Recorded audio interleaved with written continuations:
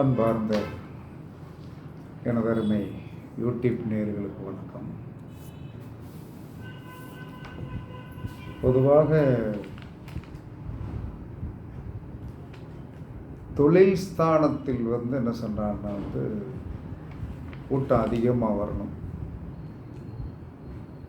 கூட்டம் அதிகமாக வருவதற்கு என்ன ஒரு செயல் நம்ம செய்யணும் அப்படிங்கிறது எனக்கு தெரிஞ்ச விஷயம், நான் அறிஞ்ச விஷயம்னு வச்சுக்கிடுங்க. அப்போ தொழில் சிறப்புற எங்கேயாவது என்ன சொல்கிறான்னு இந்த தேன் எடுக்கிறவங்க இருக்காங்க இல்லையா, தேன் எடுக்கிறவங்ககிட்ட என்ன சொல்லலான்னா, அவங்ககிட்ட போய் என்ன சொல்லலான்னா எனக்கு என்ன சொல்லலான்னா, நீங்கள் அந்த ஆள்கிட்ட சொல்லிடணும், உனக்கு என்ன வேணுமோ வாங்கிக்கோ. மிஞ்சி போனால் அந்த தேன் எடுக்கிறவன் அங்கிட்ட போய் என்ன சொல்லலான்னா இந்த மலைகளில் எங்கனையாச்சும் மலைகளில் இல்லை, மரங்களில் வைத்த தேன் மரம் ஏரியெல்லாம் தேன் எடுக்கிறவங்ககிட்ட போய் உனக்கு என்ன வேணும் அப்படின்ட்டு அந்த தேன் கூட்டி ஈக்கள் அந்த தேன் எடுத்த பிறகு என்ன செய்யும், அது போயிடும்.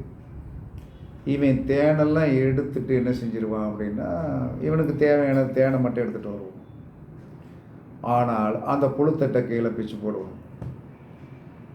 நமக்கு தேவையானது என்ன தெரியுமா, அந்த தேன் கூடு வச்சுருந்தது பார்த்திங்களா, ஒரு கம்பில் வச்சுருந்தோம், நல்ல கம்பில், நீளமான கம்பில் அழகாக இவ்வளோ அகலம் வச்சுருந்தோம். அந்த என்ன சொல்கிறான்னா, ஏன்னா நம்மளால் போய் என்ன சொல்கிறான்னா சில விஷயங்களை செய்ய முடியாது. அப்போ செய்ய முடியாது, இது எந்த மரத்தில் வச்சுருந்தாலும் சரி தான், அதை பற்றி நீங்கள் கவலையே பட வேண்டியதில்லை. எப்படி இருந்தாலும் ஒரு நல்ல கனமான கம்பில் தான் வச்சுருக்கோம்.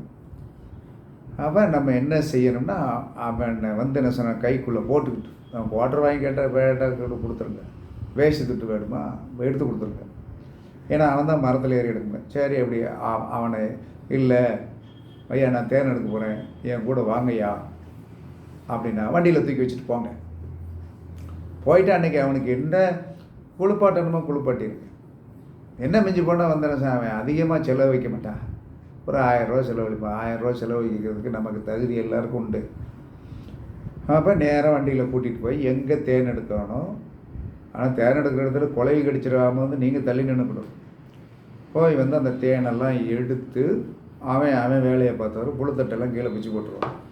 அந்த குச்சி போட்ட பிறகு என்ன சொல்கிறான், அந்த எந்த இடத்துல அந்த தேன் கூடு ஒரு குச்சியில் தான் கட்டியிருக்கேன், அதை நல்லா அருவா வச்சு வெட்டி வாங்கிட்டு அவ்வளோதான் அவனுக்கும் உங்களுக்குள்ள சம்மந்தம். இது எதுக்கு என்ன ஏது அப்படின்னு சொல்லிட்டு அவன் கேட்டான்னா, இல்லைப்பா ஒரு வீட்டுக்குள்ளே வச்சா நல்லா இருக்கும்னு சொன்னாங்கப்பா, தேன் கூடு கட்டின குச்சியை வச்சா நல்லா இருக்கும்னு சொன்னாங்கப்பா அப்படின்னு சொல்லுங்கள். ஏன்னா அந்தளவுக்கு அவங்க விவரமாக எதுக்கு அப்படின்னு கேட்பாங்க.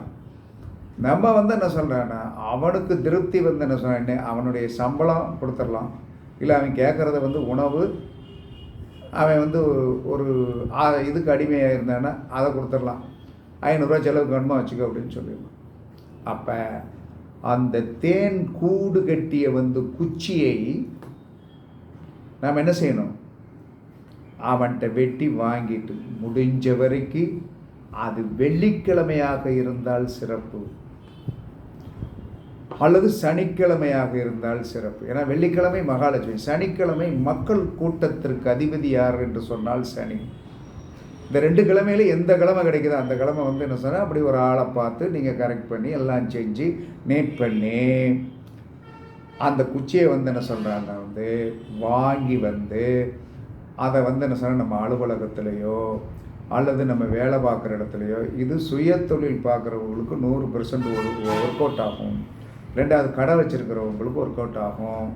மக்கள் வர்றது, இப்போ ஒரு ஹோட்டல் வச்சுருக்கீங்க, அந்த ஹோட்டல் கூட்டம் நிறையா வரணும், ஜோதிட ஆஃபீஸ் வச்சுருக்கீங்க, கூட்டம் நிறையா வரணும், இந்த மாதிரி உள்ளவங்க அதை வந்து என்ன சொல்கிறாங்கன்னா வந்து நீங்கள் வந்து என்ன சொன்னால் அந்த குச்சி வந்து ஒரு முழம் வெட்டி வாங்கிட்டு வந்து நல்லா வந்து என்ன சொல்கிறான்னா அதற்கு நல்ல சந்தனம் குங்குமம் வந்து என்ன சொல்கிறான்னா வந்து உங்கள் அலுவலகத்தில் ஏதாவது ஒரு இடத்தில் வந்து என்ன சொல்கிறான்னா சந்தனம் குங்குமம் வச்சு என்ன சொல்கிறான்னா நடுவில் வந்து ஒரு நூல் பச்சை நூல் கட்டி உள்ளே இருக்கிற அந்த கம்பிக்குள்ளே வந்து கோர்த்து என்ன சொல்கிறான்னா வந்து நீட்டாக வந்து உருவாஞ்சலுக்கு போட்டு கட்டி விட்டுருங்க. கட்டி விட்டீர்கள் என்று சொன்னால் உங்களுடைய அலுவலகத்தில் வந்து என்ன சொல்கிறாங்கன்னா கூட்டம் மக்கள் சாரசாரையாக வந்து தொழில் பார்க்கின்ற இடத்தில் உங்களுக்கு வந்து மகிழ்வித்து காசை கொடுத்துட்டு போவாங்க என்று சாஸ்திரம் சொல்கிறது. இதை வந்து என்ன சொல்கிறான்னா வந்து கண்டிப்பாக செய்யுங்க. செஞ்சீங்கன்னா உங்களுடைய வாழ்க்கையில் வந்து என்ன சொன்னால் தொழில் போராட்டத்தில் இருந்து விடுபடுவதற்கு இந்த தேன் கூடு கட்டிய குச்சி நம்ம அலுவலகத்தில் வைத்து அதை சந்தனம் வச்சு அது வெள்ளிக்கிழமையாகவோ அல்லது சனிக்கிழமையாகவோ கொண்டு வந்து அந்த கிழமையிலே கட்டிடணும். கட்டி வச்சாச்சுன்னா அது லாங் ஸ்டாண்டிங் உங்களுக்கு ப்ராஃபிட்டை கொடுக்கும். அதுக்கு பிறகு ஒரு குறிப்பிட்ட காலங்கள் ஆன பிறகு என்ன செய்யுங்க, அதை ஒரு தண்ணியில் கொண்டு போட்டு திரும்ப அந்த தேன் குச்சியை வாங்கி நீங்கள் உங்களுடைய அலுவலகத்தில் வைத்து கொண்டீர்கள் என்று சொன்னால் இது காலங்காலத்திற்கு வந்து உங்களுடைய தலைமுறைகளுக்கு சொல்லி கொடுத்துட்டு போயிருங்க. அப்போ சொல்லி கொடுத்துட்டு போயிட்டீங்கன்னா கண்டிப்பாக வந்து என்ன சொல்கிறான்னா வந்து உங்களுக்கு நன்மை செய்யும். ரெண்டாவது, உங்களுடைய அலுவலகத்தில் வந்து என்ன சொல்கிறான்னா வந்து ராகு கேதுகளை ஆக்டிவேஷன் பண்ணும்.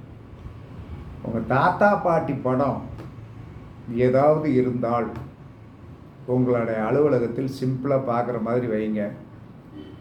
தொழில் சிறப்புறும். தொழில் கண்டிப்பாக சிறப்புறும். அதனால் வந்து என்ன சொல்கிறேன்னா தாத்தா பாட்டி படம் வைக்கலாம். வச்சு வழிபாடு பண்ணினாலும் அந்த தொழில் ஸ்தானம் சிறப்புறும் என்று கூறி இது வந்து ஒரு அற்புதமான பரிகாரம். செய்து பரீட்சித்து பாருங்கள். வெற்றி உங்களுக்கு என்று கூறி உங்களிடமிருந்து விடைபெறுவது சிப்பிப்பாறை ஜோதிட அரசு ஆதி ராகவன் ஜெய் பாலாஜி. சுகமே சூழ்க, சுகமே சூழ்க. வாழ்க வளமுடன், வாழ்க வளமுடன். வணக்கம், வணக்கம், வணக்கம்.